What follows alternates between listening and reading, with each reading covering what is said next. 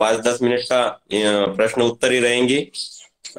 तो उनको भी आज बाहर गांव जाना है, तो उनके भी प्रोग्राम फिक्स है। तो मैं आमंत्रित करता हूँ आदरणीय मेहर सिंह चौधरी जी, छिंदवाड़ा मध्य प्रदेश से। प्रणाम। जी, सभी को विजयादशमी की बहुत बहुत शुभकामनाएं। शुभकामनाओं के साथ अपनी बात आरंभ करते हैं। जैसा कि कल के सेशन में अपना विषय था कि हम अपने जैविक उत्पादों का प्रमाणन कैसे करें, तो जहां तक मुझे जानकारी है कि विभिन्न संस्थाएं भी प्रमाणीकरण का काम कर रही हैं। लेकिन वो जो प्रमाणीकरण है वो जब हम अंतर्राष्ट्रीय स्तर पे अपना निर्यात करते हैं, बड़े पैमाने पे कुछ काम करते हैं, कुछ बड़े पैमाने पे हमारे उत्पाद होते हैं, तो अति आवश्यक है। किंतु स्थानीय दूसरा विषय उसमें ये आता है कि स्थानीय स्तर पर हम कैसे साबित करें कि ये हमारा जो उत्पाद है यह जैविक है। तो इसके लिए बिल्कुल कोई ज्यादा उलझन किसान अपने मन में न बनाए।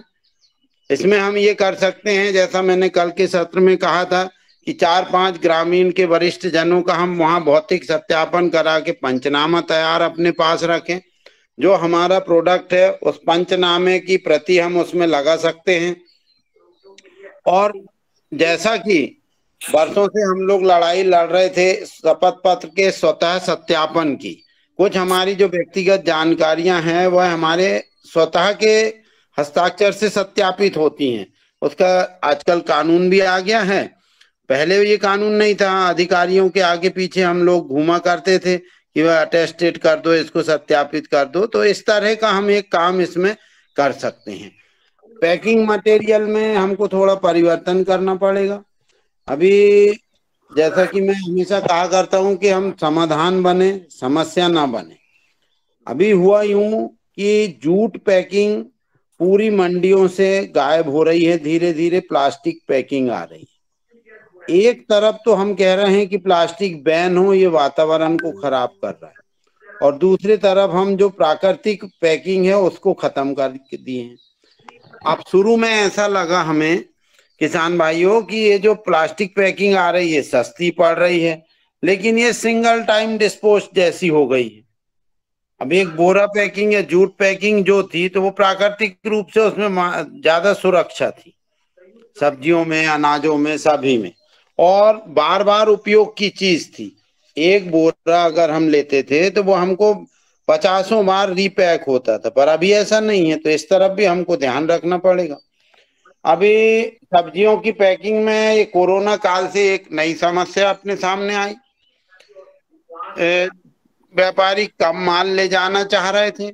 व्यापारियों को समस्या होती थी कि 40 किलो की पैकिंग ना हो, तो उन्होंने क्या किया कि अपने पन्नी पैकिंग शुरू कर दिए। प्लास्टिक में 25 किलो 10 किलो की, आप सब जानते होंगे, सब्जियां उसमें पैकिंग हो रही है। लेकिन वो भी गलत है। प्लास्टिक का उसमें प्रचार प्रसार हो रहा है और उसमें दिक्कत होती है सब्जियों की गुणवत्ता में। अब जैविक खेती की जो हम अभी बात कर रहे हैं, तो ज्यादातर हमारी जो रचना है वो जैविक आधारित ही होनी चाहिए। जैसा अभी कुछ किसान भाइयों के मन में सवाल आएंगे कि हम एकदम से जैविक खेती करेंगे तो संभवतः हमारा उत्पादन गिरेगा। तो थोड़ा इस विषय पे मैं ध्यान दिलाऊंगा। ध्यान सभी को है, लेकिन फिर भी मैं स्थितियां साफ करता हूं। आपने देखा होगा कि शुरुआती दौर में जब रासायनिक खेती का प्रयोग धीरे धीरे हरित क्रांति के बाद बढ़ा, तो ऐसा क्या कारण था कि उत्पादन बढ़ते गया। जब उत्पादन बढ़ते जा रहा था, कम से कम रासायनिक खाद डालने के बाद भी हमारा उत्पादन बढ़ रहा था, मतलब साफ है कि वो जैवांश और जैविक चीजें हमारी जमीनों में भरपूर मात्रा में थी। उस एक वजह से रासायनिक खाद के सपोर्ट से हमारा उत्पादन बढ़ रहा था, ना कि पूरी तरह रसायन मेन लाइन में था।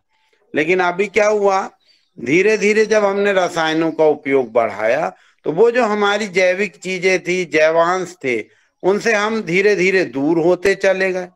और हमने ऐसा मान लिया कि जो उत्पादन हम ले रहे हैं 20 कुंटल, 25 कुंटल, 50 कुंटल, जो भी ले रहे हैं, तो इसका मुख्य आधार जो है सिर्फ रासायनिक खाद है। अगर मुख्य आधार हमारा रासायनिक खाद था तो अब ये जो देश के आंकड़े बता रहे हैं कि रासायनिक खाद खेतों में ज्यादा डाला जा रहा है और खाद्य जो है उत्पादन गिर रहा है, तो इसका मतलब है कि हमारी जो मास्टर चाबी थी वो गुम हो गई। हमें पुनः उन चीजों पे गौरव करना पड़ेगा, प्राकृतिक खादों पे, गोबर खाद पे, हरी खाद पे, किसी भी तरह के जैवांश पे, तो इनको हमको वापस करना है। अब विषय आता है कि कोई मार्केट, सबसे बड़ा हर बार हर मंच से एक बात उठती है कि सरकार मार्केट उपलब्ध कराए।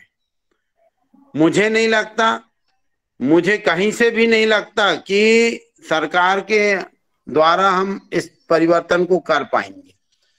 इतना बड़ा समाज सरकार भरोसे चल नहीं सकता। आज एक व्यक्ति अगर परिवर्तित होता है, वो मंडी के अंदर अपना माल जैविक और इस तरह के प्रोडक्ट लेके आता है, तो उसको धीरे धीरे करके अन्य किसान फॉलो करते हैं। तो हमको अपनी लाइन खुद खड़ी करना पड़ेगा, मार्केटिंग की भी। आज सब ऑनलाइन हमारे हाथ में है, हम प्रचार प्रसार कर सकते हैं, मौखिक पब्लिसिटी कर सकते हैं, और बोलने से भी प्रचार होता है, मौखिक प्रचार भी होता है। जैसे अभी कल मैं एक जगह प्रवास में था, नवरात्र का भोजन था। आप यकीन नहीं करेंगे, जो भोजन मैंने और मेरे साथियों ने वहां किया, वो आज शहर के अंदर प्लेट सिस्टम जो 300-400 रुपए चलता था, उससे 100 गुने उसकी क्वालिटी इतनी अच्छी थी। लेकिन क्या है कि प्लेट सिस्टम की मार्केटिंग अच्छी हो गई, और वो खाना जो एक नंबर का भोजन था उसकी मार्केटिंग नहीं हुई। तो हम लोग मार्केटिंग में भी थोड़े शार्प हों, बहुत झिझक के साथ ना कहें। हमारे लिए जैविक और प्राकृतिक खेती गर्व का विषय है, शर्म का विषय नहीं है। हो ये रहा है कि जो रासायनिक खेती की मार्केटिंग है, जो रासायनिक प्रोडक्ट की मार्केटिंग है, उसका बड़े तामझाम से प्रचार प्रसार किया जाता है, और हमारे मानस में ऐसी अंधभक्ति पैदा कर दी जाती है, और हम भी अपने अंधविश्वास में इतने आ जाते हैं कि अगर ये प्रोडक्ट आपने खेत में नहीं डाला तो आप समझ लीजिए कि आपने करोड़ों अरबों रुपए से आपका नुकसान हो जाएगा। एक इस तरह का भ्रम पैदा किया जाता है। अगर फला प्रोडक्ट आपने अपने खेत में स्प्रे नहीं किया तो ये संभावना है कि आपकी पूरी फसल खराब हो जाएगी। तो अब जब वैज्ञानिक इतनी उन्नति हो गई है, तो किसान भाइयों के भी वैज्ञानिकों से सवाल आएंगे कि जो हमारे पूर्व में, जो हमारी बाड़ी में आज छोटा भटा है, पुराने जो देसी बीजों से उत्पन्न जो अनाज थे, आखिर क्या कारण है कि कीट उनको क्षति नहीं पहुंचाते थे?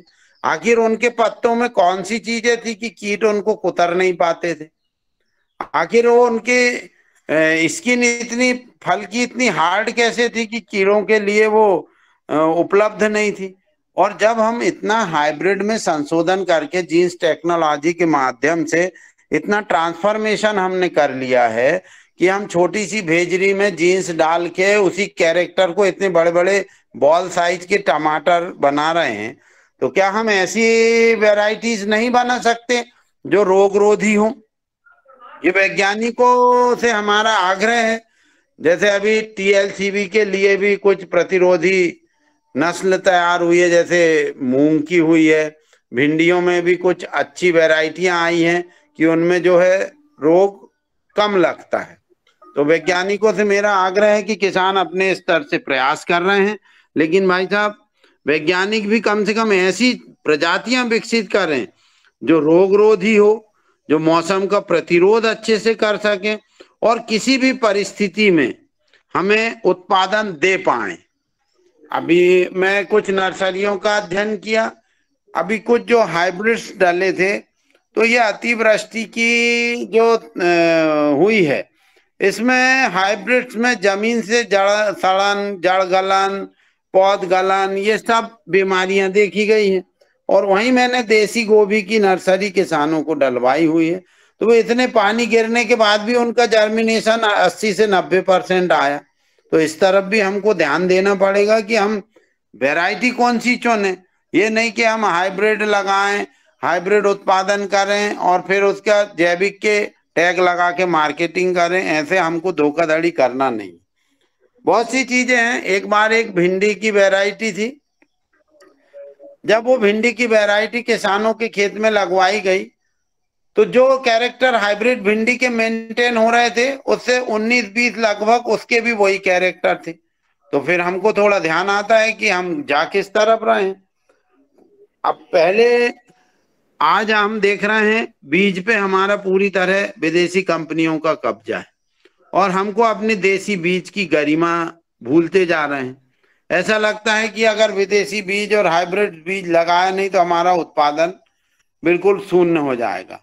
अब ये क्या बात हुई कि 4 किलो की फूल गोभी हाइब्रिड दे रही है, उस फूल गोभी के लेवाल कम है, और आपकी जो आधा किलो 1 पाव या 1 किलो की फूल गोभी देसी वाली है उसको आज लोग चॉइस से खरीद रहे हैं। परिवर्तन हो रहा है, लोगों को समझ में आ रहा है कि ये जो स्मार्ट है गोभी है या भटा है ये पूरी तरह जहरीला है।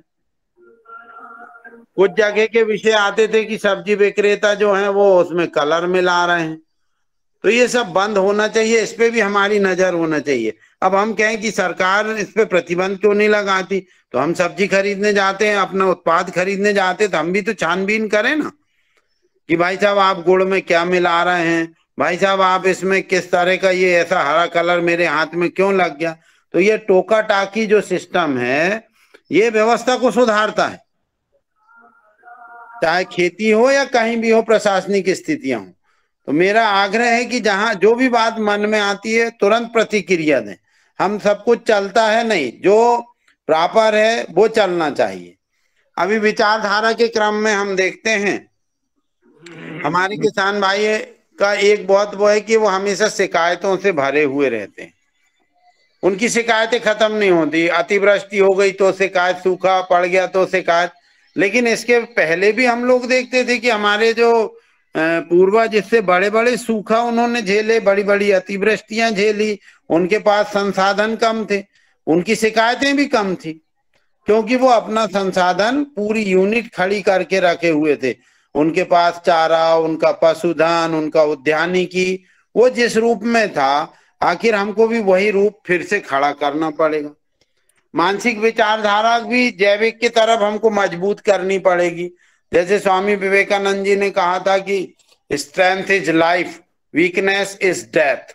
शक्ति ही जीवन है और कमजोरी हमारी मृत्यु है। अगर विचार का क्रम जैविक खेती का कमजोरी से रखा जाएगा तो निश्चित रूप से रासायनिक खेती हावी होगी, और हम लाख प्रयास कर लें कोई परिवर्तन समाज में ज्यादा आएगा नहीं।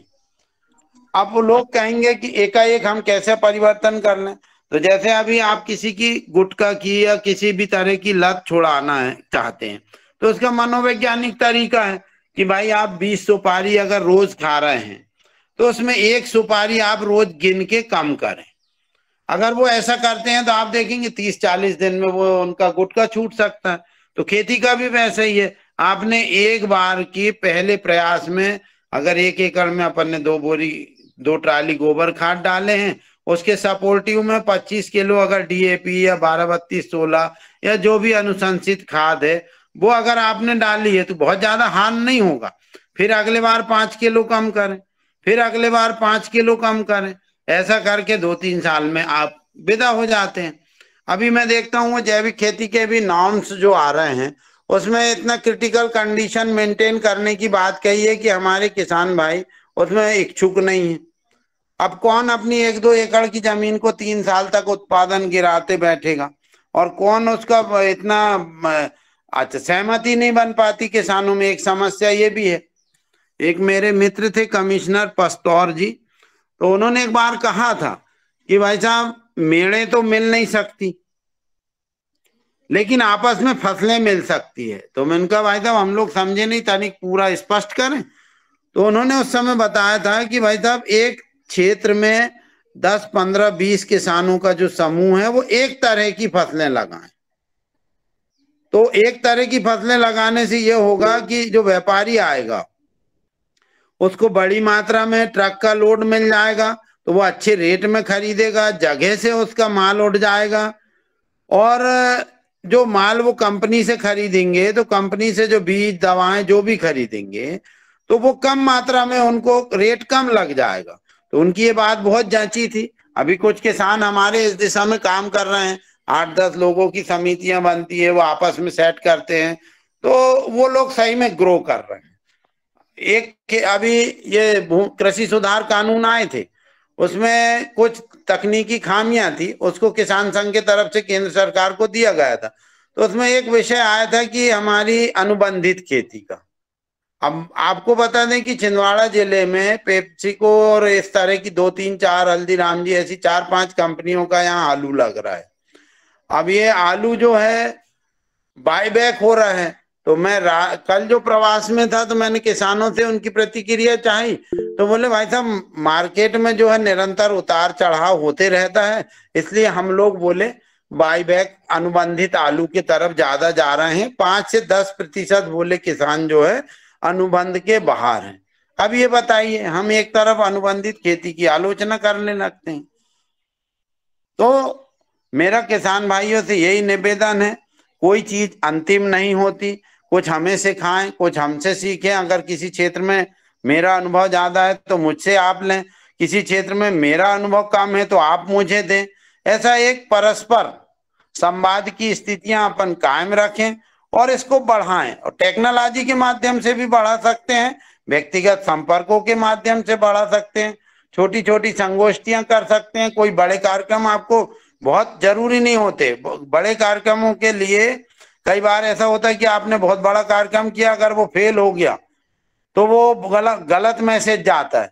तो छोटे छोटे प्रयास जो जहां हैं वहां से शुरू करें। इतनी ही बातों को कहकर मैं समय की गरिमा को ध्यान रखते हुए सबको पुनः विजयादशमी की शुभकामनाएं देते हुए अपनी वाणी को विराम देता हूं। मेहर सिंह जी, 2 मिनट का विषय ले सकता हूँ क्या?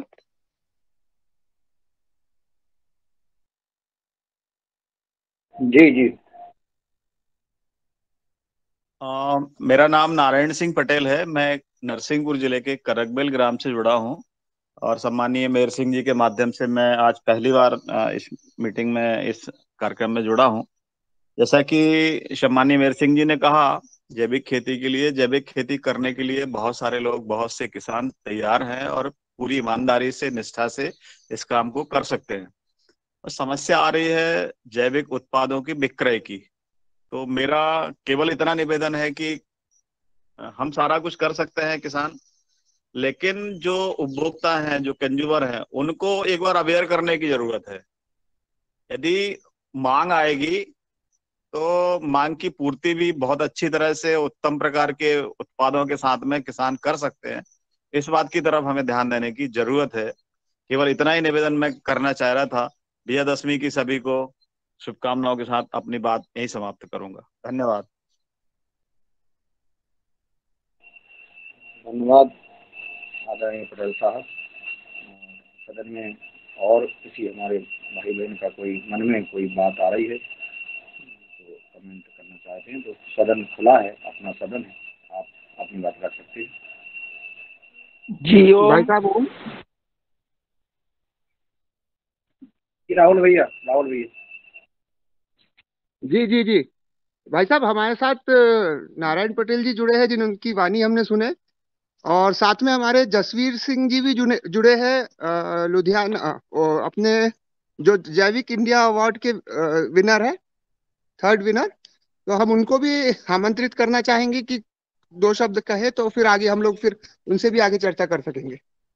परम आदरणीय जसवीर सिंह को सदन की ओर से पतंजलि किसान सेवा समिति, पतंजलि ऑर्गेनिक रिसर्च इंस्टीट्यूट, दैनिक युवा कार्यक्रम परिवार की ओर से बहुत बहुत शुभकामनाएं, बधाई।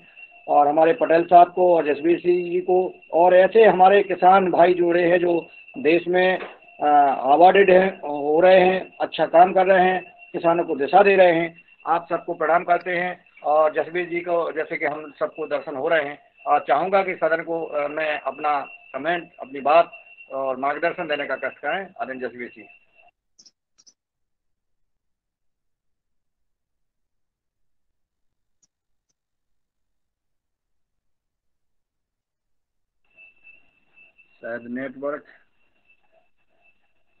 शायद नेटवर्क का इशू है। हाँ हाँ, इशू नेटवर्क का है। आज जैसे वो आ जाते हैं तो उनको आमंत्रित कर लीजिएगा, उनके परिचय के साथ। तब तक शायद रमेश मेहरा जी ने अनम्यूट किया था।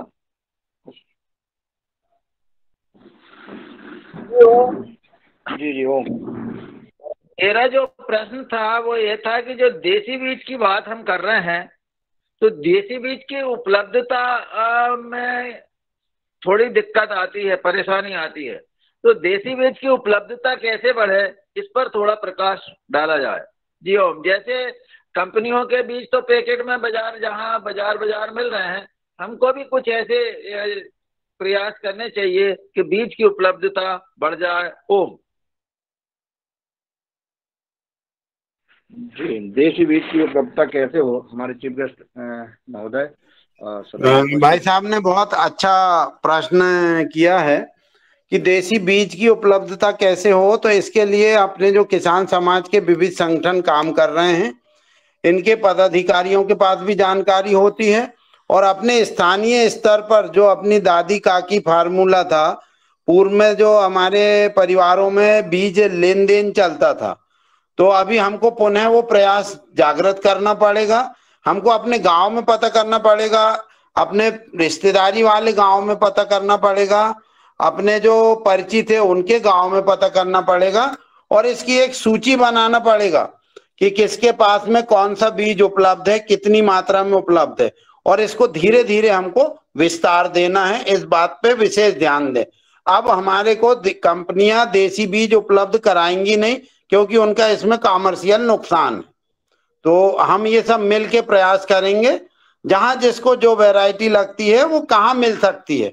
हमारा भारतीय किसान संघ भी एक बड़ा मंच है, इन लोगों का भी आप सहयोग ले सकते हैं, इसमें हम पूरा सहयोग करेंगे। जी धन्यवाद। नरसिंह जी, मेरे पास 2 पते हैं।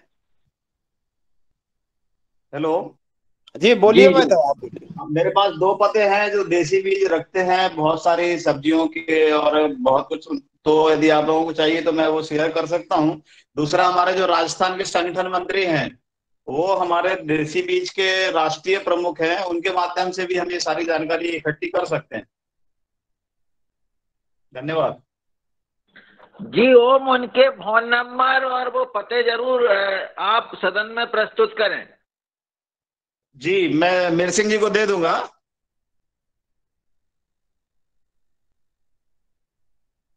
जी जी।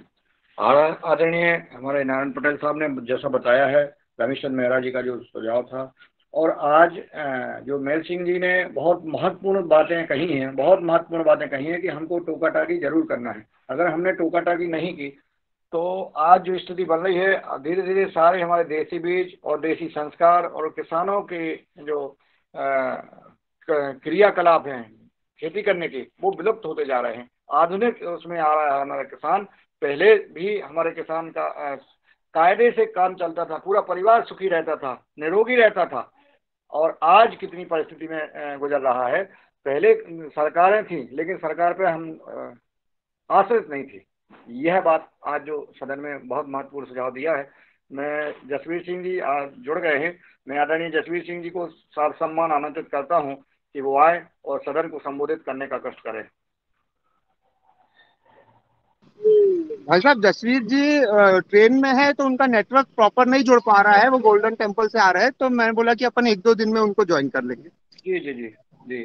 चलिए, अब मैं किसी का और कोई सवाल हो तो सदन में रख सकते हैं। फिर मैं पतंजलि उपपीठ से आदरणीय पवन सर जी को सादर आमंत्रित कर रहा हूँ। इसके पहले अगर किसी का कमेंट हो तो कर सकते हैं, अपनी बात रख सकते हैं।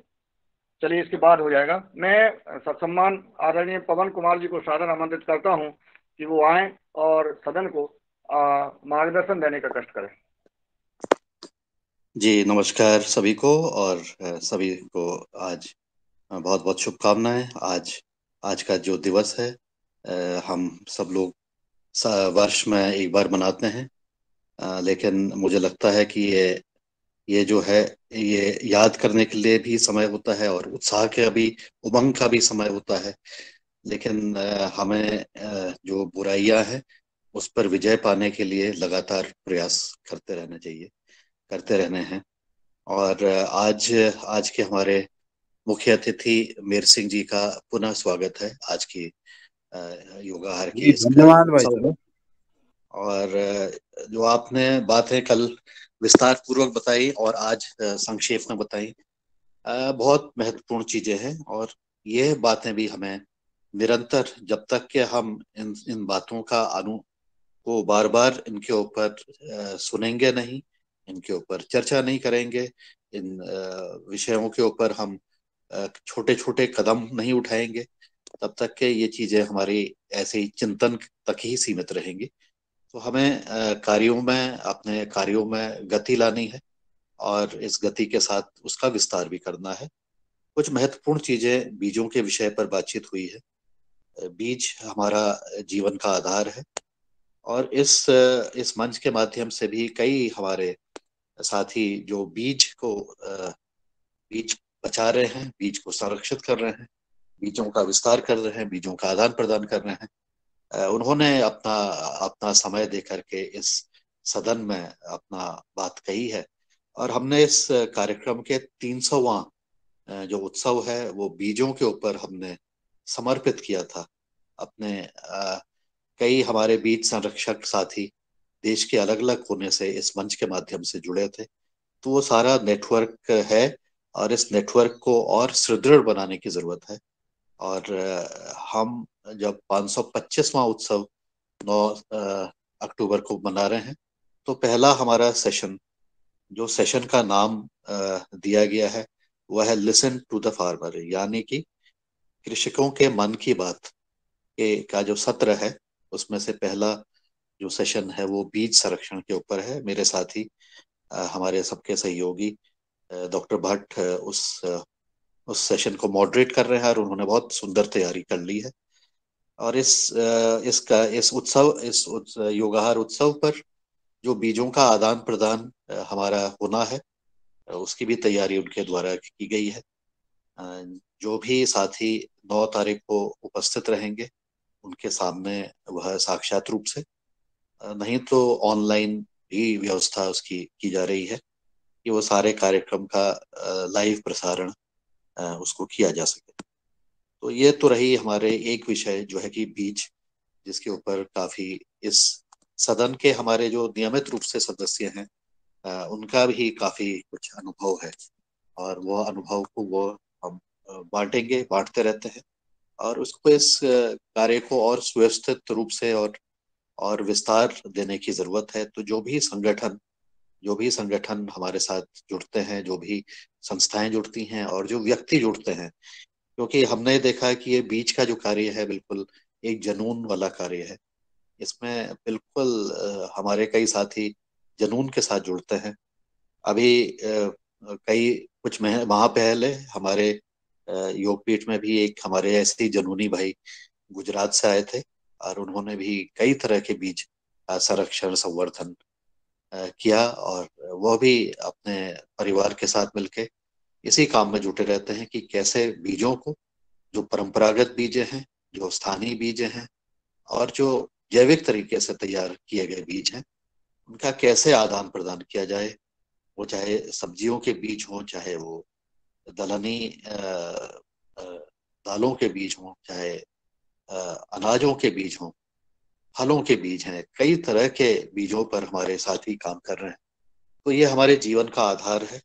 इस कार्य को आगे हमें निश्चित रूप से सबके सहयोग से इसका विस्तारीकरण, और हमारी एक साथी जो कि जिनको इस बार जो कि बहुत एक्टिव रहती हैं, उन्होंने मैं देख रहा था, उन्होंने हमें वीडियो भी भेजा था कि उन्होंने इस विषय पर इस बार अपने गांव में, अपने गांव के आसपास और कृषि विभाग के सहयोग से पोषण वाटिकाएं बनाई।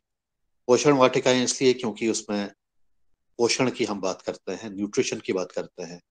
तो जो आमतौर से सब्जी और फल और उससे मिलने वाले जितने भी पोषण तत्व हैं, वो जब कमी होती है तो हमें माल न्यूट्रिशन की और इस तरह की जो ग्रीन रेवोल्यूशन की जो द्वारा उगाई गई फसलें हैं, उसमें माल न्यूट्रिशन की कमी होती है, उसमें पोषण तत्वों की कमी होती है। तो ऐसे ही हमारी बहन ने पोषण वाटिका बना करके निरंतर वो काम कर रहे हैं कि अपने अपने छोटे से क्षेत्र में पोषण वाटिका बना करके ये जो न्यूट्रिशन की समस्या है इसका भी निदान करें। तो यह काम केवल अकेले किसी एक व्यक्ति के बस की बात भी नहीं है। इसमें सबको सहयोग करना पड़ेगा और सबका सहयोग लेना भी पड़ेगा, चाहे वो जहाँ पर सरकार के कार्य के अधिकारी और कर्मचारी जहाँ वो सहयोग कर लेते हैं, कई जगह पर नहीं भी कर पाते हैं, लेकिन जहाँ करते हैं उसको एक अवसर के रूप में लेते हुए, और जहाँ पर अन्य हमारे साथी जो भी संगठन है, जो भी इसमें अपना सहयोग करते हैं, उनका सहयोग लेते हुए हम इस काम को, इसका विस्तार कर सकते हैं। और छोटी कदमों से, पोषण वाटिका जैसे छोटे कदमों से, छोटे क्षेत्र में होने वाले उससे जो कुछ सब्जियों के बीज हैं, परंपरागत रूप से होने वाली सब्जियां हैं, उसमें बहुत ज्यादा लोगों ने काम भी किया है, और इसका आदान प्रदान भी करते हुए तो ये काम, इसका विस्तार हो सकता है और लोग इसके प्रति जागरूक हो सकते हैं। हमारे उपभोक्ता भी अपने गमले में अगर एक बीज लगाता है किसी सब्जी का, तो उसको देख करके भी वो उत्साहित हो सकता है और जैविक खेती की तरफ वो बढ़ सकता है। तो जो समग्र रूप से हमारी एक रणनीति होनी चाहिए इस कार्य को करने के लिए, कि जैविक खेती को एक समग्र रूप से देखने की जरूरत है, और उसके जितने भी आयाम हैं और जितने भी उसमें सहयोग करने वाली जितनी भी शक्तियां हैं, सबको संजो करके हमें आगे कार्य करने की जरूरत है। अब इस विषय पर और आज का हमारा योग की कक्षा भी बहुत अच्छी रही है, तो उनका भी, सौरभ जी का बहुत आभार है कि उन्होंने बहुत नए तरीके से आज हमें बताइए। देखिए, आज हम 530 दिन प्लस हमारे हो गए हैं, लेकिन हम रोज नई बातें सीख रहे हैं, रोज नए तरीके से हमें कुछ विचार मिल रहे हैं। बस अब यह है कि उसको हम मनन करें, उसको उपयोग में लाएं, उस पर कार्य करें।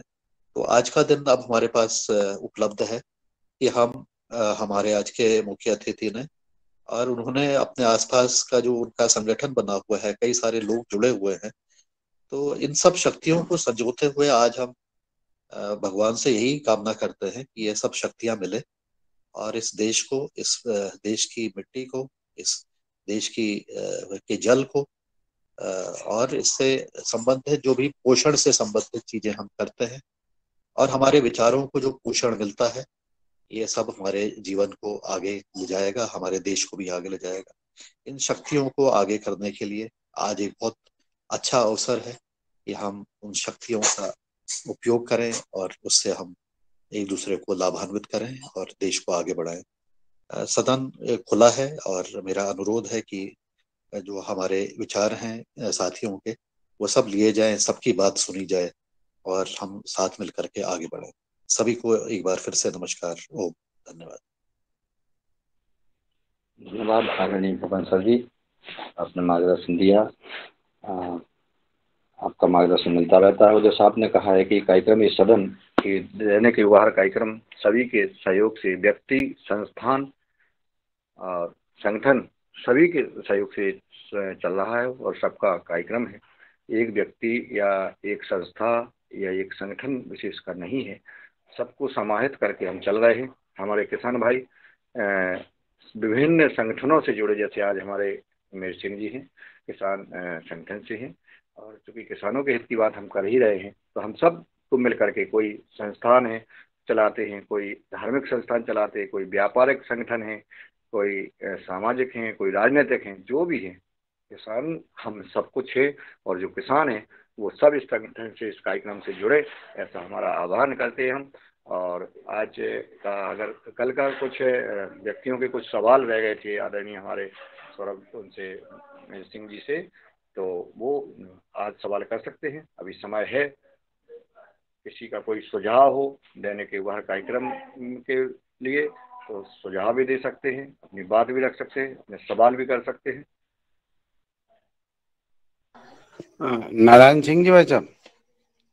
जी जी, आदरणीय नारायण सिंह जी, हाँ जी आदरणीय नारायण सिंह पटेल जी। जी, कुछ विषय रखिए भाई साहब।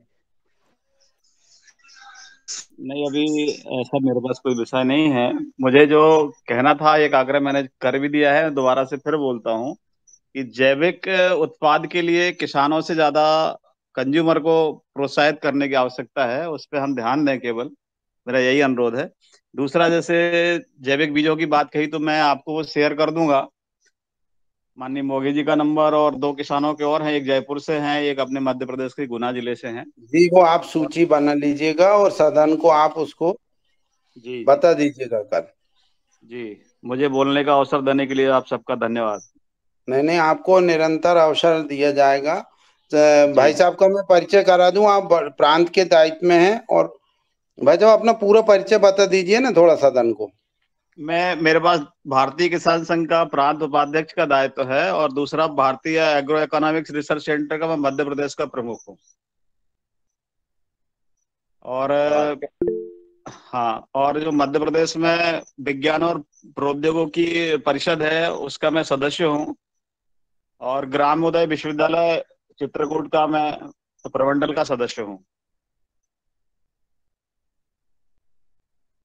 धन्यवाद। बहुत धन्यवाद भाई साहब। आइए जो है छुपा के रख रहे थे आप आदरणीय पटेल साहब। कभी ना कभी तो हकीकत आ ही जाएगी, आप कितनी छुपाएंगे। लेकिन नहीं, मेर सिंह जी को सब पता है, वो बता सकते थे। नहीं, बहुत बहुत बढ़िया, अच्छा लगा। क्योंकि हम कई दिनों से सोच रहे थे कि अपना भारतीय किसान संघ, क्योंकि किसानों का अपना जो कार्यक्रम चल रहा है, आज 520 दिन हो गए हैं भाई माननीय अध्यक्ष जी। और ये कार्यक्रम लगातार स्वैच्छिक रूप से चल रहा है, बिल्कुल। और सभी अपने, और इससे बहुत लाभ भी मिला है, प्रेरणा मिली है किसानों को। और अपनी बात, क्योंकि वैज्ञानिक और किसान आपस में संवाद कर रहे हैं। इसी दिन 1.25 घंटे भाई साहब, ये 1.25 घंटे सबसे पहले हम योग करते हैं, और योग के बाद 1.25 घंटे अगर हम किसानी की चर्चा करते हैं तो निश्चित है कि उसका कुछ ना कुछ और एक बात किस किसान के दिमाग में क्या आ जाए और वो उसको लेकर के चले जाए। जैसे आज हमारे नरसिंह जी ने बताया कि हमको टोका टोकी करना है। अभी बगल से निकल जाते हैं कि बगल वाला किसान कुछ भी होता रहे उसको कोई लेना देना नहीं, कोई भी कुछ करता रहे उसको कोई लेना देना नहीं। लेकिन अगर हम जब एक दूसरे के सहयोग की बात करते हैं और अपना कर्तव्य समझते हैं तो निश्चित है कि हमें उससे लाभ मिल रहा है। तो बहुत अच्छा लगा। आप लोग इसी प्रकार से बस जुड़ते जाएं और इस मार्गदर्शन देते। जैसा अभी नरसिंह जी ने आपने कहा है कि मौका मिलेगा, मौका नहीं, मौका आपको हम सबको देना है। ये सदन अपना है, आपको अधिकार के साथ अन्य लोगों को मौका देना है। ऐसा हमारा निवेदन है। बहुत अच्छा लगा। भाई साहब कुछ बोलना चाहिए। जी राहुल जी। भाई साहब हमारे साथ बहुत वरिष्ठ लोग जुड़े हुए हैं, भारतीय किसान संघ के बहुत वरिष्ठ कार्यकर्ता और काफी दिनों से काम कर रहे हैं, नारायण जी भाई साहब, मेर सिंह जी भाई साहब। तो और क्योंकि जैविक के विषय में बहुत ज्यादा जानकारी भी है और विपणन के विषय में भी काफी नॉलेज रखते हैं। आज भाई साहब ऐसा है ना कि पूरे देश में जैविक की डिमांड बहुत है, हर जगह जैविक चाहिए, ऑर्गेनिक चाहिए।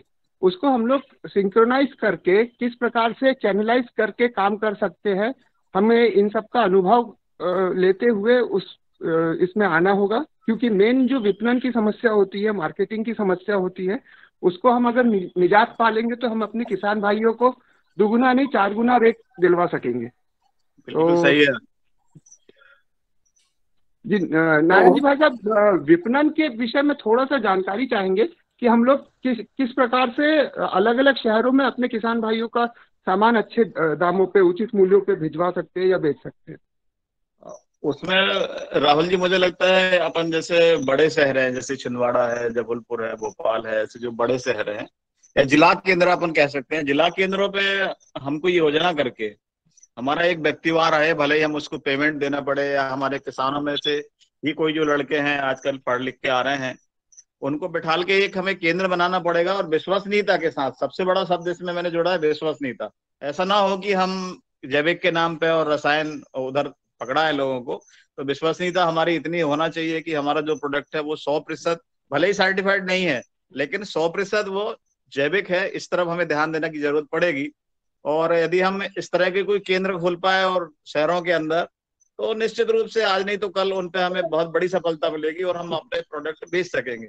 आज सबसे बड़ी जो समस्या आ रही है, जैसे हमारे यहाँ कृष्णपाल जी हैं, उनके पास अभी भी उन्होंने जो पिछले साल जो गुड़ बनाया था, गुड़ का जो पाउडर होता है, जैगरी पाउडर जिसको कहते हैं, अभी भी उनके पास 12-14 कुंटल रखा हुआ है।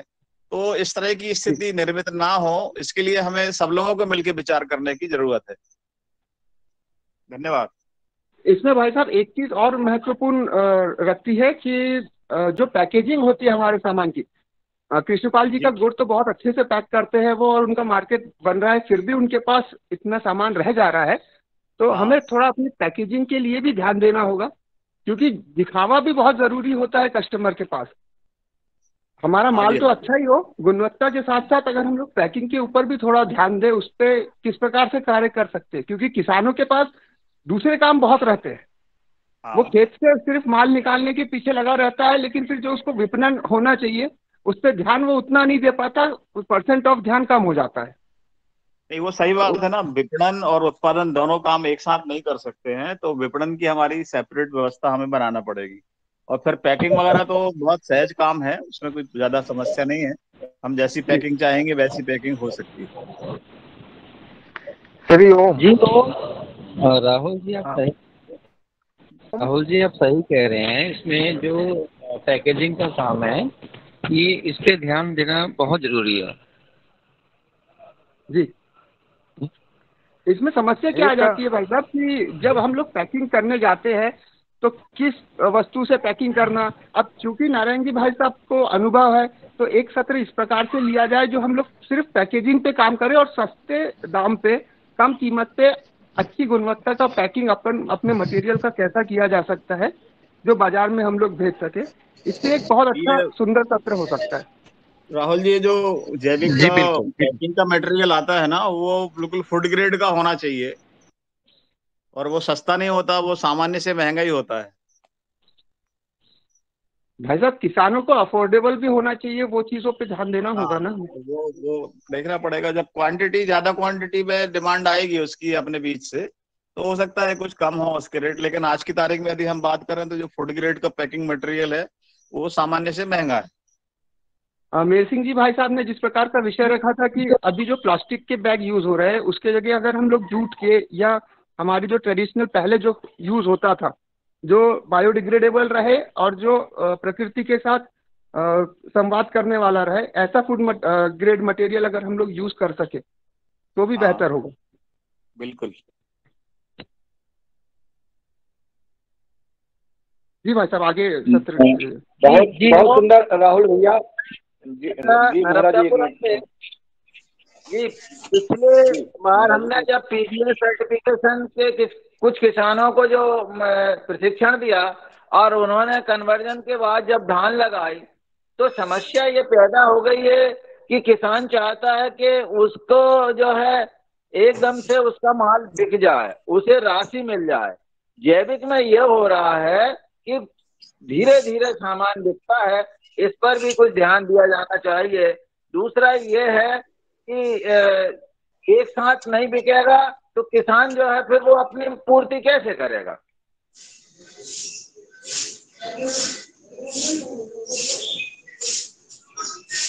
जी आदरणीय जो मेहरा जी ने बोला है ठीक है। और अभी जो सुझाव आ रहा है पैकिंग पर, हमारी मार्केटिंग का मुख्य एक कदम है पैकिंग।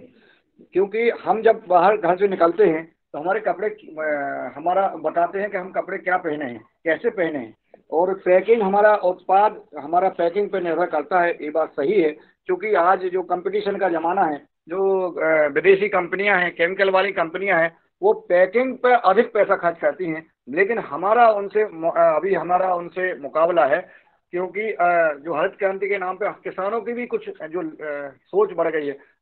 मैं चाहूँगा कि हमारे जो जैविक किसान हैं उनका जो दाम है वो जो चाहते हैं उनका लक्ष्य सिर्फ हमारा 20% का अधिक का हो, दूना चौगना के भाव हमारा जैविक उत्पाद बिके। ये भाव अभी हमें थोड़ा सा कम करना पड़ेंगे, क्योंकि ये हमारा चाहे कुछ भी कह लो, इसे जैविक क्रांति, जैविक खेती जन आंदोलन के, अगर हम आंदोलन के जो एक साथी बनते हैं, आंदोलन का हम कदम रख रहे हैं, तो आंदोलन करने वालों को कुछ त्यागना पड़ता है। हमारे जैसे नारायण पटेल जी जुड़े हैं, जसवीर जी हैं, मेहर सिंह जी हैं, राहुल जी, विभिन्न जो संगठन जैसे चलाते हैं, हम संगठन में कितना संघर्ष करना पड़ता है। ये भी हमारा एक संघर्ष है। ये आंदोलन जो जैविक आंदोलन चल रहा है इसमें हमें अभी संघर्ष करना पड़ेगा, तो हमें थोड़ा सा त्याग करना पड़ेगा। कुछ जितना हमारी जमीन 100-50 एकड़ 10-20 एकड़ है, अगर हम 2 एकड़ का उत्पाद अगर हम बेच रहे हैं तो हमारा 20% का अधिक का हम लक्ष्य लेके चलें। उपभोक्ता को आदत बनाना है, पहले उसको उपयोग करने के लिए उसका लाभ जाने, फिर जब वो बन जाएगा, आदी हो जाएगा, तो फिर हमारा उत्पाद का जो मूल्य है, जो लागत से हमारा मूल्य अधिक है, वो मिलेगा। अब हमें कैसे करना है, जैसे छिंदवाड़ा है, जबलपुर है, बड़े बड़े शहर हैं जो, उन शहरों में हमें जैविक मंडी की स्थापना और हो जाएगी। भारतीय किसान संघ, पतंजलि योगपीठ और विभिन्न जैसे गायत्री परिवार है, अन्य जो बड़े बड़े संगठन हैं, हम सबको मिल करके एक विचार विमर्श करके, मीटिंग करके, और सरकार को कहना पड़ेगा, बताना पड़ेगा, और सरकार तुरंत अपनी बात मानेगी और हम बड़े बड़े शहरों में एक मंडी की स्थापना करें। और वहाँ जो भैया ने बताया है कि उसका उत्पादन ईमानदारी से जैविक होना चाहिए। अगल बगल के पड़ोसी जो हमारे किसान हैं, उन पड़ोसियों के नंबर भी उसके पास हों। जैसे कल नरसिंह जी ने बताया था कि पंचनामा बनाना चाहिए कि हमारा इतना इतना हम उत्पाद इतने एकड़ में कर रहे हैं। इस प्रकार की पारदर्शिता भी होना चाहिए। इटारसी में जैसे नर्मदापुरम के इटारसी में जो हाट बाजार लगा जैविक, उसमें जैसे सभी को पता है कि हेमंत जी, रमेश चंद्र जी मेहरा, या शरद वर्मा जी, या रामकृष्ण रघुवंशी जी, या प्रदीप राज वर्मा जी, ये जैविक उगाते हैं। अगल बगल को पता है, वो जो है जाके मंडी में बैठते हैं। तो ये भी एक प्रामाणिकता के साथ हम आगे बढ़ेंगे तो ये हमें लगता है कि जैविक की ओर हमारा जो मार्केट की समस्या है, मार्केट बिल्कुल यही उपभोक्ता हैं, चाह रहे हैं कि हम जैविक उत्पाद का सेवन करें। किसान चाह रहा है कि हमारा उत्पाद बिके, परंतु अभी दोनों का समन्वय नहीं बन पा रहा है, कांटेक्ट नहीं हो पा रहा है। वो कांटेक्ट हमें करना है, आपस में एक दूसरे से समन्वय बनाना है। और एक मार्केटिंग के ऊपर मैं चाहूंगा कि एक दिन सदन, एक दिन क्या 2 दिन भी लग जाएं, तो सीधा मार्केट के ऊपर ही अपना सदन में चर्चा हो, तो इस शायद हमें लगता है कि इसका समाधान अपन ढूंढेंगे। क्योंकि कई विचार आएंगे, कई सुझाव आएंगे, उन पर हम अमल करते हुए आगे बढ़ेंगे और हमारे कदम जैसे बढ़ते जाएंगे तो हम इसमें सफल होंगे। और सदन में किसी भाई का मार्केटिंग के ऊपर कोई सुझाव हो तो सादर आमंत्रित करता हूँ। श्री ओम जी ओम। मैं भी अपना एक अनुभव यहाँ शेयर करना चाह रहा हूँ मार्केटिंग के ऊपर। पिछले साल मैंने दो साल पहले मैंने ब्लैक राइस उत्पन्न किया था अपने यहाँ, लगभग 40 कुंटल। 6 महीने तक मेरे पास कोई ग्राहक ही नहीं आया। मैंने बहुत सी जगह ले गया, दिल्ली मेला ले गया और इंदौर मेला भी ले गया। उस 75-100 किलो लेके जाए, 20 किलो बिकता था। बहुत परेशान कि 40 कुंटल माल खराब, क्या करूं मैं। मैंने एक उपाय निकाला। नेट से बहुत से किसानों, बहुत से जो उपभोक्ता हैं जो माल लेते हैं, उनके नंबर नोट किए, उनको पर्सनली फोन किया।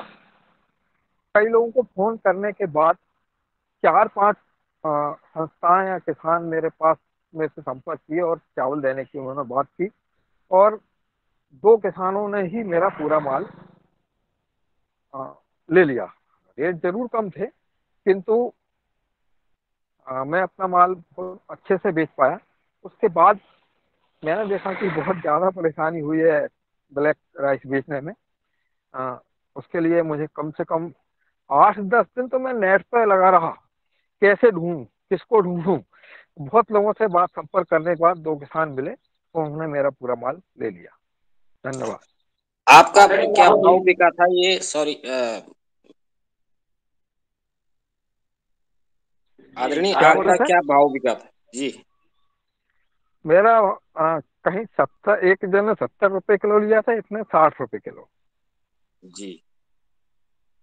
अमूमन ये देखने को मिलता है ना कि किसान चाहता है कि मुझे वो रेट मिले जो मार्केट में दो ऑर्गेनिक की, जो जैविक की दुकानें हैं जहाँ पे बिक रहा है, तो वहाँ पे आप देखेंगे कि जो साधारणतः जिसका भाव 100 रुपये है वो 200 रुपये भी रहता है, वहाँ पे दुगुना भी रहता है, कभी कभी 2.5 गुना भी रहता है, 1.5 गुना तो रहता ही है। 1.5 गुना से ऊपर तो रहते ही हैं इनके भाव। जो सर्टिफाइड ऑर्गेनिक प्रोडक्ट मार्केट में बड़े बड़े शहरों में बिक रहा है, और करीब करीब 15-20 कंपनियां तो रेपुटेड कंपनियां हैं जो इस का बिजनेस कर रही हैं। और ये देखने को भी मिला है कि वो किसान से का सर्टिफिकेशन करते हैं और उसका खर्चा भी उठाते हैं सर्टिफिकेशन का, और ज़्यादा से ज़्यादा 10% 20% रेट ज़्यादा वो किसान को दे के खरीदते हैं, और फिर वो मार्केट में आता है तो दुगना या 1.5 गुना हो जाता है।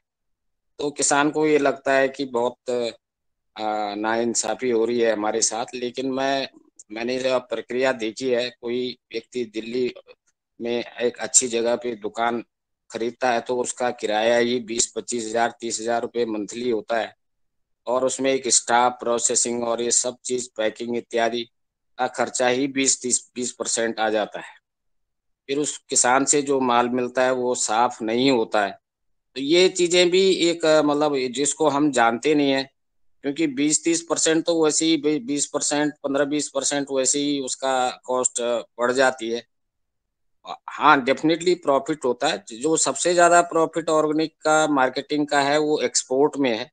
उसमें कोई ज़्यादा दिक्कतें नहीं होती हैं, और कई एनबीआरएल है, ये कंपनी जो है 500-600 करोड़ का केवल धान ही, ऑर्गेनिक धान एक्सपोर्ट करती है, और उनके करीब करीब 20,000 किसान हैं जो सर्टिफाइड है। और तो प्रक्रिया तो वही होनी है कि किसान, ये जो प्रमाणीकरण जो है ये सस्ता कैसे हो, क्योंकि प्रमाणीकरण की भी एक बड़ी कॉस्ट आती है।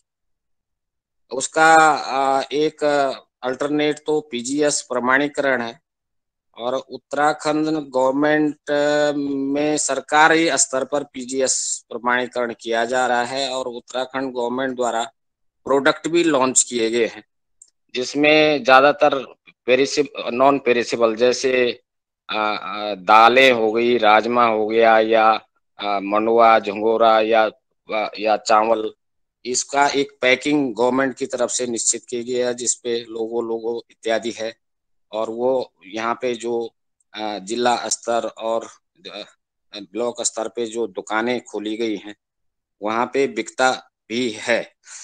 लेकिन मेरा कहना ये है कि ये जो मार्केट अभी चल रहा है इंडिया में ऑर्गेनिक का, और बड़ी-बड़ी कंपनियां जो इसमें इन्वॉल्व हैं, बड़े-बड़े संस्थान जैसे मुरारका फाउंडेशन और इत्यादि, इनका एक सिस्टम है। ये पहले किसानों का सर्टिफिकेशन कर रहे हैं, थर्ड पार्टी सर्टिफिकेशन, उसकी कॉस्ट भी काफी आती है, और फिर उस ग्रुप से लेते हैं, बाई बैक करते हैं, कॉन्ट्रैक्ट बेस समझ लो, और फिर मार्केट में अभी तक ये प्रक्रिया है, और एक्सपोर्ट भी करते हैं।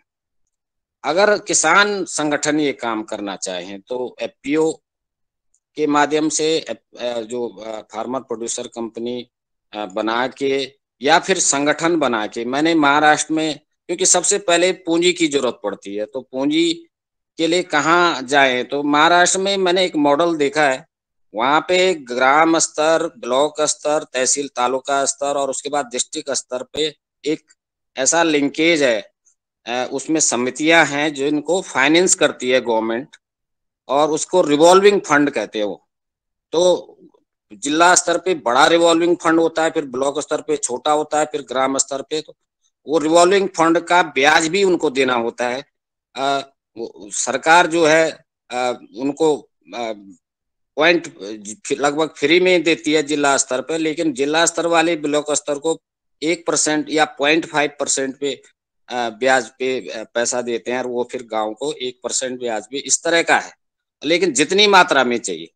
तो ये एक व्यवस्था हर जगह होनी चाहिए कि जब कोई किसान संगठन और ये एफपीओ विशेषतः, इनको एक रिवॉल्विंग फंड उपलब्ध किया जाना चाहिए, बड़ा रिवॉल्विंग फंड, ताकि वो जो ये समस्या है कि किसान, ये भी मैंने बहुत किसानों से जब बात की तो किसानों का कहना ये था, हमारा माल जैविक होता है, वो धीरे धीरे बिकता है और पता ही नहीं चलता पैसा कहाँ गया, जबकि जो केमिकल वाला है वो तो सीधे मंडी में डाला और पैसा जेब में भरा, वो अपना काम कर लेता, हमारा पैसा थोड़ा थोड़ा करके आता है और वो पता नहीं चलता है, कि जबकि ज्यादा आता है लेकिन वो पता ही नहीं चलता है। तो उसमें किसान को एक मुश्त ये संगठन, एफपीओ हो या किसी तरह का भी समिति हो, किसी तरह का भी संगठन हो, उसका लिए एक रिवॉल्विंग फंड किस तरह से जनरेट हो, रिवॉल्विंग फंड की प्रक्रिया क्या होगी, वो हमें सरकार से इसकी या स्टेट गवर्नमेंट से इस बारे में बात कर सकते हैं कि एक रिवॉल्विंग फंड दिया जाए जिसका ब्याज भी दिया जाएगा 0.5%, 1%, इस तरह का ब्याज भी, या दो बहुत कम ब्याज पे वो रिवॉल्व, ताकि उनको भी नुकसान ना हो। तो उस रिवॉल्विंग फंड से जो किसान जैविक हैं, जो ग्रुप में जो जैविक किसान हैं, वो अपना पूरा माल बेचे संगठन को, और उनका एक प्रोसेसिंग, जैसे कि एफपीओ के माध्यम से हो ही रहा है, प्रोसेसिंग पैकिंग का एक सिस्टम हो, तो और पैसा जो है गवर्नमेंट से मिले रिवॉल्विंग फंड के रूप में, फिर वो वापस हो जाता है एक जैसे कि अभी केवाईसी है, ये क्या है, किसान क्रेडिट कार्ड है, इसी तरह का बड़े स्तर पे होना चाहिए, जो करोड़ों के स्तर पे रिवॉल्विंग फंड, ताकि उन किसानों को पैसा टाइम पे दिया जाए, उनका भी जो जैविक किसान है उनका उत्पाद तुरंत खरीदा जाए। और सबसे बड़ी बात यह है कि उनका उत्पाद 10-20% ज्यादा रेट पे ही खरीदा जाना चाहिए, क्योंकि फिर हम अगर इस मार्केट जो अभी चल रहा है इंडिया में, उसमें हम अगर जो कंपनियों का जो रेट है उससे हम कम रेट पे अगर दे पाए तो बहुत तेजी से, कम रेट क्या, बहुत कम रेट पे दिया जा सकता है, क्योंकि मैंने कहा मार्जिन बहुत है, तो वो कम रेट पे अगर बहुत तेजी से पूरे इंडिया में ये फैलाया जा सकता है। और जरूरत इस बात है कि इस दिशा में सोचने की और इस दिशा में कार्य करने की जरूरत है सीरियसली, किसानों के हित में, न कि एक कंपनी या एक व्यक्ति के हित में। जी, बहुत बहुत धन्यवाद आदरणीय रघुवीर सिंह रावत जी, आपने महत्वपूर्ण सुझाव दिया है कि जो कंपनियां बहुत अधिक पैसा लेती हैं और उसका समाधान हम कर पाएंगे। आदरणीय डॉक्टर किशोर दुबे जी ने अपना हेड दिया है, आप अपनी बात रखें। आदरणीय डॉक्टर किशोर दुबे जी, महाराष्ट्र से। धन्यवाद मुन्नीलाल जी। ये बहुत महत्वपूर्ण विषय है और इसमें सदन में बहुत बार चर्चा भी हुई है। कुछ सुझाव हमने पहले भी दिए थे, उसी को दोहराता हूँ, क्योंकि आज बहुत से साथी अलग अलग संगठनों से और विचारधारा से जुड़े हुए हैं। एक लिज्जत पापड़ का मॉडल जो बहुत यहाँ पे मतलब सक्सेसफुल करके साबित हुआ है। पापड़ बनाने वाली हजारों गृहिणियां हैं, अलग अलग देहातों में है, लेकिन ब्रांड एक ही है। चाहे वर्धा से जाओ, नागपुर में जाओ, दिल्ली में जाओ, लिज्जत नाम से ही वो ब्रांड चलता है। मेरा छोटा सा सुझाव है कि हम कितने भी अलग अलग स्टेट्स के रहो, लेकिन ब्रांड हमको बनाना पड़ेगा और ब्रांड बड़ी मात्रा में उसको पॉपुलराइज करना पड़ेगा। वो पॉपुलराइज करेंगे तो ही वो कंज्यूमर को पता चलेगा। अलग अलग एफपीओ अपने अलग अलग ब्रांड बनाए और उसके माध्यम से मार्केटिंग करे, यह थोड़ा मुझे यानी इसमें पॉसिबिलिटी बहुत कम दिखती है, क्योंकि आज मार्केटिंग का जो जमाना है, जितना बल्क में रहेगा, बल्क में इकट्ठा होगा, तो ही उसकी पब्लिसिटी कंज्यूमर तक होगी। और कंज्यूमर तक पब्लिसिटी करने के लिए जो डिजिटल मीडिया है, टीवी मीडिया है, इसके माध्यम से ही कंज्यूमर तक जाएगा। छोटे छोटे एफपीओ अपनी उतनी पब्लिसिटी नहीं कर सकेंगे। इसलिए मैं चाहता हूं कि भाई हम जो भी अलग अलग क्षेत्रों में काम कर रहे संगठन है, कुछ नॉर्मल, जैसा भी रावत जी ने भी बोला कि कुछ ऐसा फंड बनाया जाए जिसमें सरकार की भी सहायता देवे, और कुछ संगठन भी इसमें अगर जुड़ जाते हैं, और जैसा मदर डेयरी है, अमूल है, इनके ब्रांड बन गए, उनके उत्पादक का तो हजारों किसान है, तो इसी तरह हजारों किसान, सर्टिफाइड किसान, वो चाहे पीजीएस वाले हो, जो भी हम सिस्टम तय कर लेंगे, और प्रमाणीकरण वाले किसान अलग अलग जगह पे बल्क में हम माल देंगे। माल देने के बाद में उसी का प्रोसेसिंग होगा, और प्रोसेसिंग अगर होता तो उसमें पत्थर, काड़ी, कचरा वगैरह सब निकल भी जाएगा। बड़े इस पे जैसा सीड प्रोसेसिंग होता है, ग्रेन प्रोसेसिंग के बड़े बड़े सेंटर्स खुल जाएंगे, और वहां पे इकट्ठा माल होके वहीं पे अगर बैगिंग, टैगिंग, ब्रांडिंग ये सब होता है, और वो माल यदि वितरित अलग अलग जगह से होता है, तो निश्चित रूप से किसानों को बहुत बड़ा फायदा होगा और उपभोक्ताओं को भी बड़ा फायदा होगा।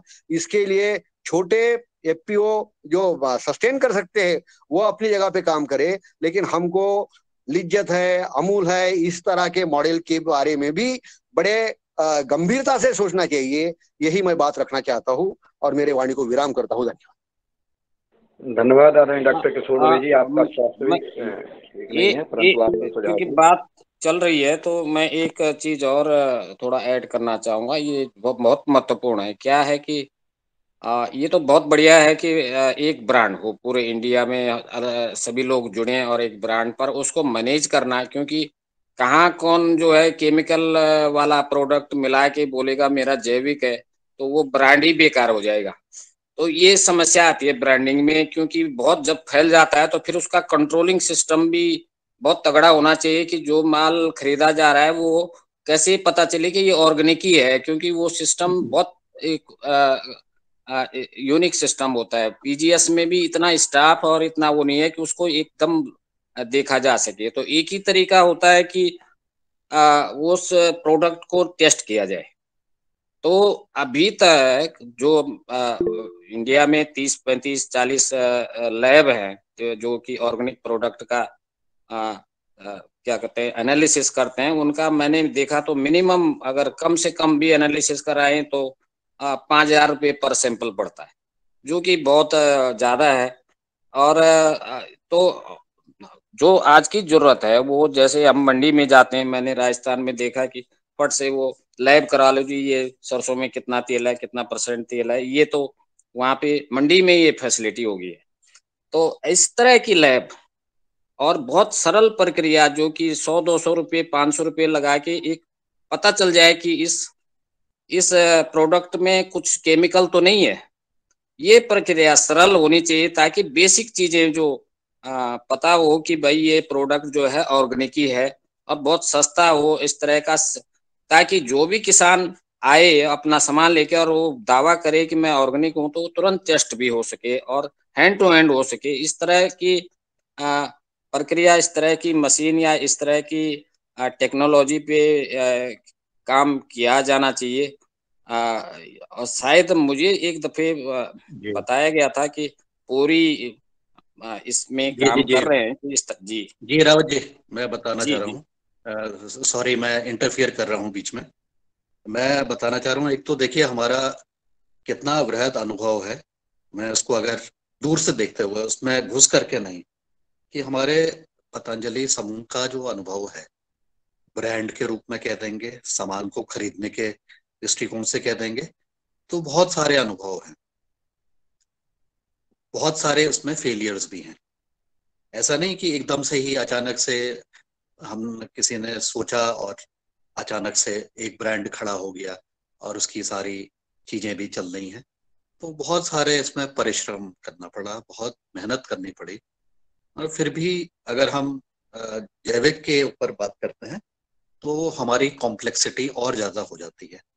अभी जो वर्तमान व्यवस्था है उसके ऊपर भी अगर हम भी कहें कि हम एक ऑर्गेनिक का करते हैं, तो उसकी जो जटिलताएं हैं और ज्यादा हो जाती हैं, जो सामान्य सामान को खरीदने और बेचने से भी ज्यादा हो जाती हैं। और एक बड़ा सिंपल सा थंब रूल है कि जब भी आप सामान को बेचेंगे और बड़े उसमें ले जाएंगे, एग्रीगेट करेंगे, आप 50% उसकी जो मार्केट में है उससे कम 50% में जब आप खरीदेंगे, तब उससे संबंधित बाकी जो खर्चे हैं वो निकल पाएंगे और आपका जोखिम का भी कुछ चीजें को आप संजो सकते हैं।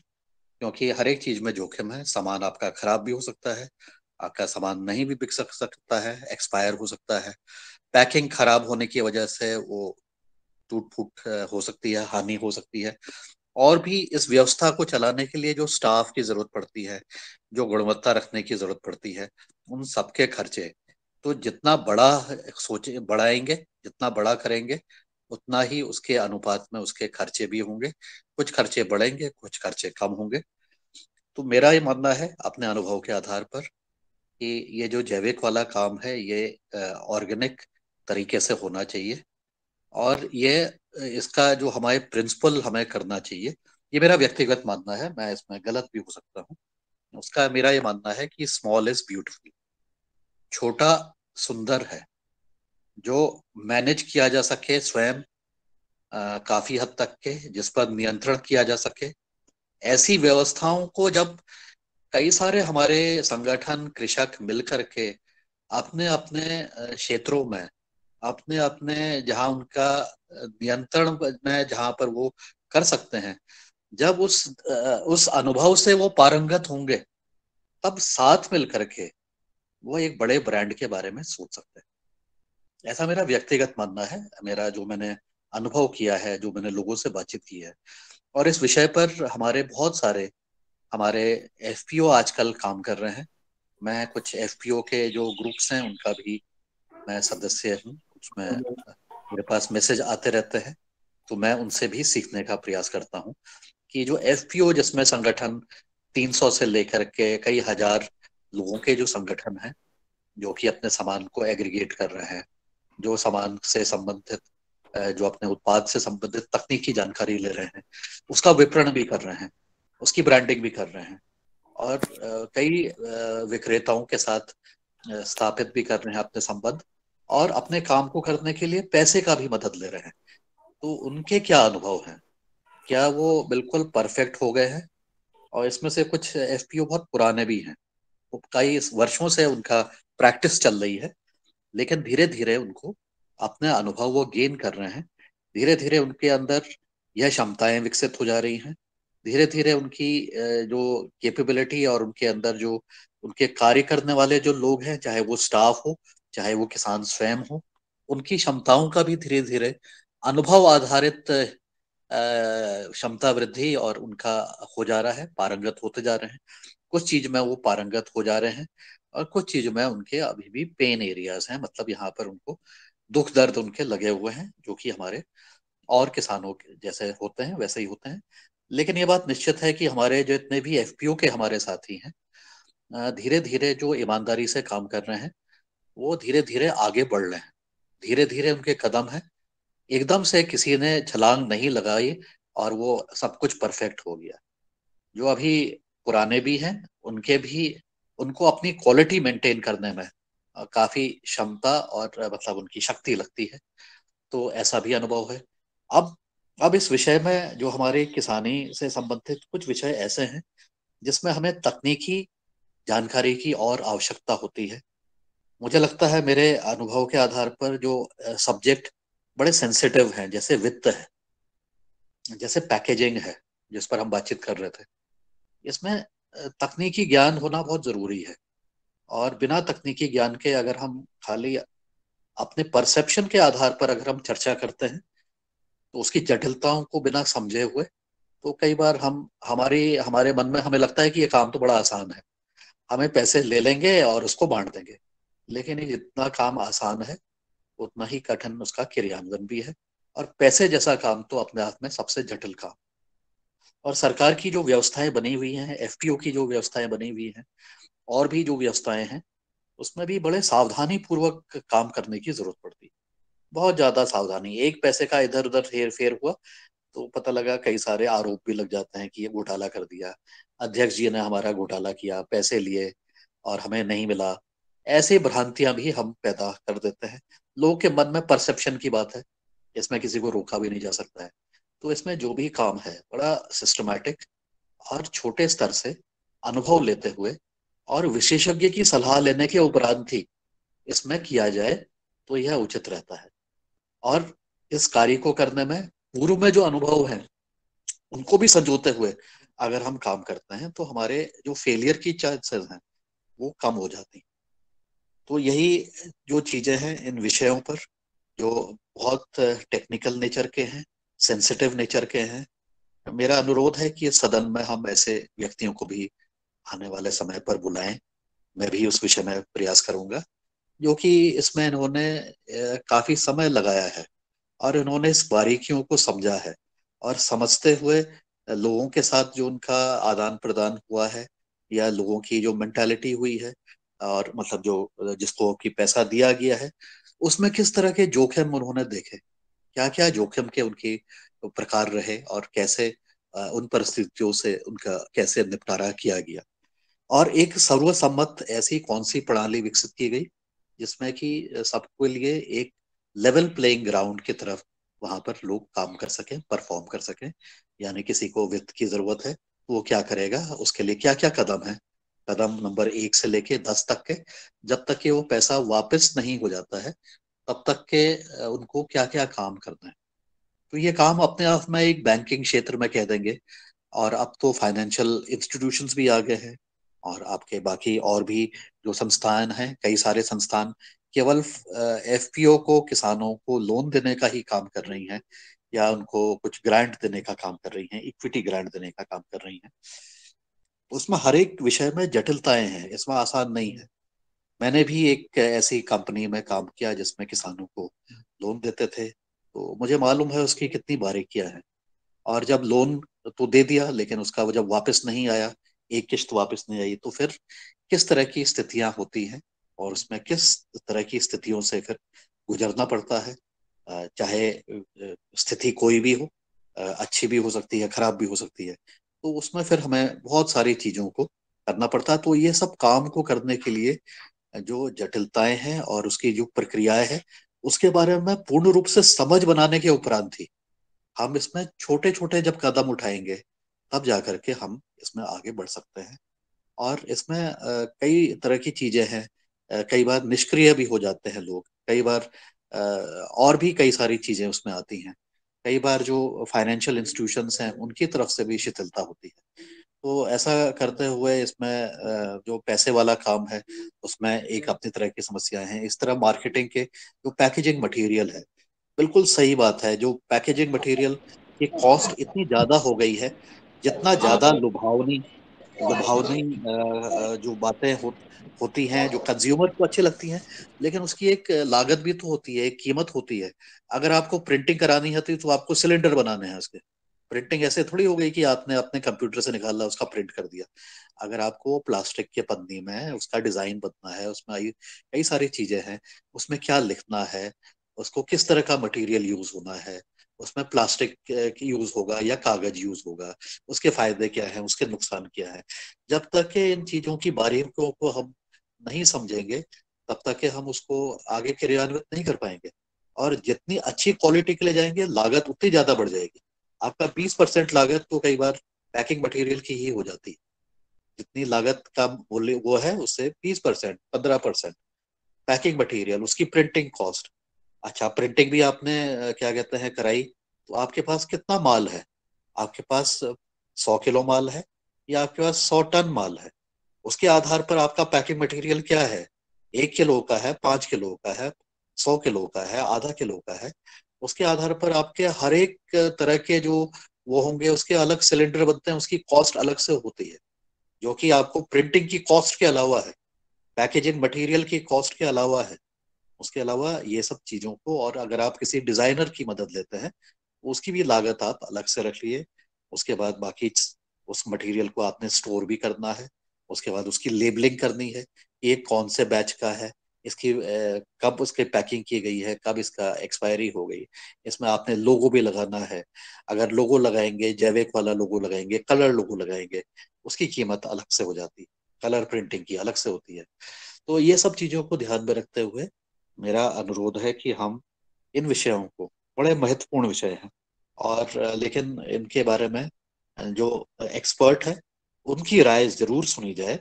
और जब एक्सपर्ट की राय सुन करके, उनकी बात सुन के, उनके अनुभव सुन के हम उसके ऊपर विचार विमर्श करेंगे, तो शायद हम एक सार्थक रास्ते पर चलेंगे। नहीं तो अन्यथा हम बड़े इमोशनल हो जाते हैं कि हमें ऐसा कर लेना चाहिए, ये ऐसा होना चाहिए। लेकिन उसको करने के जो तरीके हैं, उसकी बारीकियों को समझे बिना अगर हम करते हैं, तो वो बातें केवल उसी तक सीमित रहती हैं। और जो हमारे संगठन इस चीज को काम करेंगे, जो भी संगठन, बहुत सारे संगठन इसमें काम कर रहे हैं, बहुत सारे संगठनों के अपने अनुभव हो गए हैं। एफपीओ के अनुभव का जो दायरा है वो बढ़ते जा रहा है, और उनसे लेते हुए जो काम पहले से जिन्होंने किया है, अगर उनसे बातचीत करते हुए, जो एफपीओ या ऐसे संगठन जिन्होंने पैकिंग पर काम किया है, जिन्होंने पैसे उन्होंने बाजार से उठाए हैं या को कहीं से लोन मिला है, ऐसे व्यक्तियों से संपर्क साध करके अगर हमारे सीधे हम एफपीओ के किसानों के ही अनुभव सुने, और साथ में एक्सपर्ट को भी बुला करके उनकी बात सुने, तो हम एक बेहतर रूप से अपने आप को सुव्यवस्थित कर सकते हैं। ऐसा मेरा विचार है। जहां तक कि पेस्टिसाइड रेजिड्यू वाली बात है, बिल्कुल सही बात बताई है। हमारी अपनी लैब है पेस्टिसाइड रेजिड्यू टेस्टिंग की, और उसका खर्चा काफी होता है, मशीन चलाने का ही खर्चा काफी है, मैन पावर का और रिएजेंट का भी खर्चा उसमें होता है। बाकी और मशीनों के खर्चे की हम बात नहीं कर रहे हैं, केवल रख रखाव की ही बात करें तो काफी उसका खर्चा आता है। पिछले प्रोग्राम में मैंने रैंडमली करीब 50, 60, 70 अलग अलग लोगों, किसानों के उत्पाद के सैंपल लिए और उनकी टेस्टिंग कराई।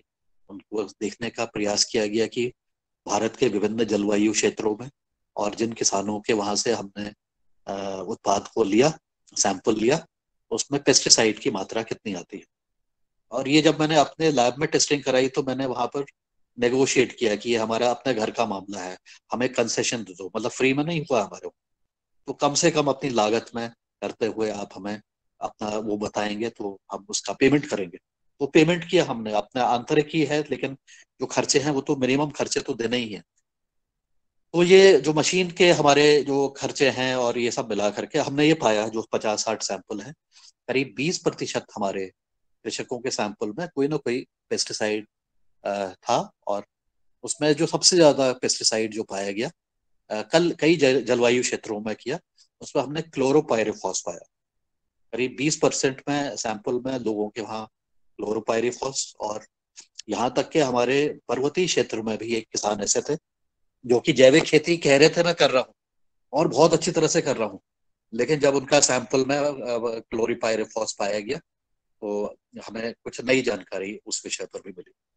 और इसी तरह से महाराष्ट्र के भी सैंपल में भी क्लोरोपायरिफॉस और एक दो और केमिकल मुझे अभी याद नहीं आ रहे हैं वो पाए गए। बाकी करीब 70% ऐसे हमारे जो किसान थे उनके सैंपल में जो थ्रेशोल्ड लेवल पर बिल्कुल सब कुछ क्लियर था, तो उसमें कोई समस्या नहीं थी और उसको आगे उसको भेजा जा सकता था। तो हमने उसका जानकारी ली और इस निष्कर्ष पर भी फिर मैं पहुंचा कि ये जो उसकी कीमत है ये तो बहुत ज्यादा है। मतलब मेरी कंसेशन करने के बाद भी उसकी 5,000 रुपये अगर लागत आ जाती है, तो अगर कोई कमर्शियल फर्म करती है तो वो 20-25 हजार रुपये तक भी एक सैंपल का लेती। तो ये सब खर्चे को भी आपको फैक्टर इन करने पड़ते हैं अगर हम सैंपल की टेस्टिंग की बात करते हैं। फिर मैंने सोचा कि इससे सस्ता से सस्ता उपाय क्या हो सकता है। तो अभी 1-1.5 महीने पहले हमने अपने संस्थान में एक किट बनाया गया है पेस्टिसाइड रेसिड्यू टेस्टिंग का, उसकी एक डेमोन्स्ट्रेशन कराया। लेकिन अभी भी हमारी जो लागत है वो 100-200 रुपये नहीं आएगी इस किसी उसकी, वो कम से कम 700 रुपये के आसपास आ रही है, 700-800 रुपये। लेकिन फिर भी 25,000 रुपये के मुकाबले बहुत अच्छा है, 5,000 रुपये के मुकाबले बहुत अच्छा है कि 700 रुपये में हमारा किट का हो जाता है। लेकिन अभी किट को मान्यता नहीं मिली है भारत सरकार से, तो हमने ये कहा है कि मान्यता जब तक के नहीं मिलती है तब तक के हम किसी भी चीज पर ऐसे ही विश्वास नहीं कर सकते हैं। तो हमने इस कंपनी से, फर्म से अनुरोध किया है कि कृपया अपनी मान्यता दिलाने के लिए आप प्रयास करें। जैसे ही आपको मान्यता मिलेगी तो हमारे कई जगह पर हमारे किसान के संगठन भी और कई सारे और संस्थान भी, हम भी, और हो सकता है कि जहाँ पर मंडियां हैं वहां पर भी ऐसी व्यवस्था हो। लेकिन देखिए किट किट के माध्यम से भी ऐसा नहीं है कि आपने वहां पर लग दिया, जैसे कि वहां होता ना रेलवे स्टेशन पर सामान आपने रख दिया, उसकी स्कैनिंग हो गई, आप निकल गए कि उसमें कुछ हथियार है या कुछ ऐसी चीज तो नहीं है। उस सैंपल की टेस्टिंग क्योंकि मेरे सामने हुई, सैंपल प्रिपरेशन करने की और बाकी सब चीजों करने की, तो कम से कम 2-2.5 घंटा एक सैंपल के ऊपर मिनिमम लगता है। उसके तैयार करने पर, सैंपल को तैयार करने पर, उसके बाद उसकी कई बार उसकी प्रक्रियाएं होती हैं। तो एक सैंपल को टेस्ट करने पर 2.5 घंटे का समय आज के तारीख में, वर्तमान में, इस किट को मेरे सामने, मैं पूरा समय वहीं पर बैठा रहा, मैं वहां से बिल्कुल नहीं हटा जब तक कि ये सारी टेस्टिंग हो रही थी। किट आसान है, छोटी सी किट है, कहीं पर भी इसको रख के किया जा सकता है किसी एक टेबल पर, लेकिन उसमें एक तो समय लगेगा और उसकी एक लागत भी।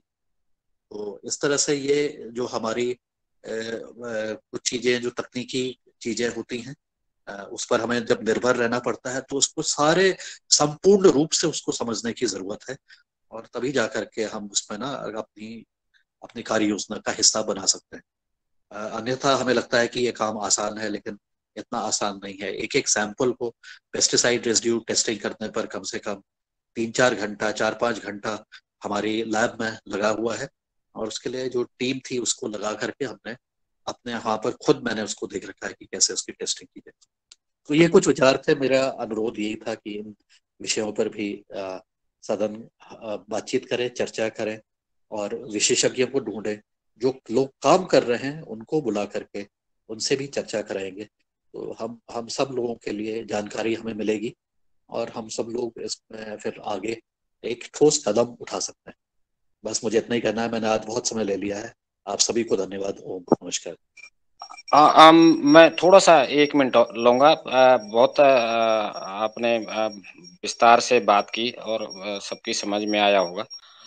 तो इसमें जो टेस्टिंग का है वो 700 रुपये तो बहुत ही नॉमिनल है, या 1000 रुपये भी होता है तो वो तो कोई बात नहीं। अगर उसको जरूरत इस बात की है कि जो हम बात कर रहे हैं कि मंडी में एक जगह ऐसी होनी चाहिए जहाँ पे ऑर्गेनिक प्रोडक्ट बिके, तो वहाँ पे ये सिस्टम डेवलप किया। मतलब अगर हम राष्ट्रीय स्तर पे बात करें इस चीज को प्रमोशन करने के लिए, तो वहाँ पे ये लैब अगर इतने सस्ते में हो जाता है तो लैब लगाई जा सकती है, वो टेस्टिंग की प्रयोग किया जा सकता है।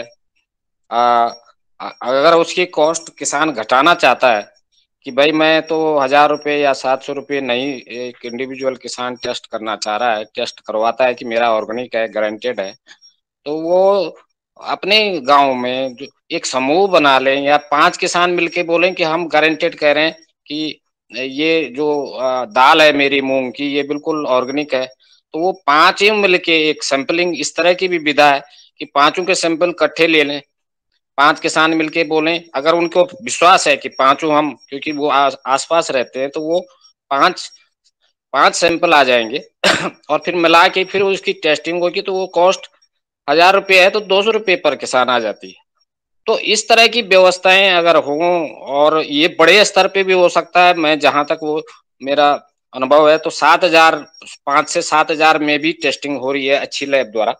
और इसको कॉन्ट्रैक्ट बेस्ड टेस्टिंग कहते हैं। ये जब सर्टिफाइंग बॉडी कॉन्ट्रैक्ट करती है तो 7000, 8000 में भी हो जाती है, तो वो भी की जा सकती है। अगर इस तरह का सिस्टम हो कि भाई एक समूह या एक गांव में 20 लोग, 30 लोग जो जैविक खेती कर रहे हैं वो गारंटी दे कि हमारा ये मूंग दाल या हमारा ये धान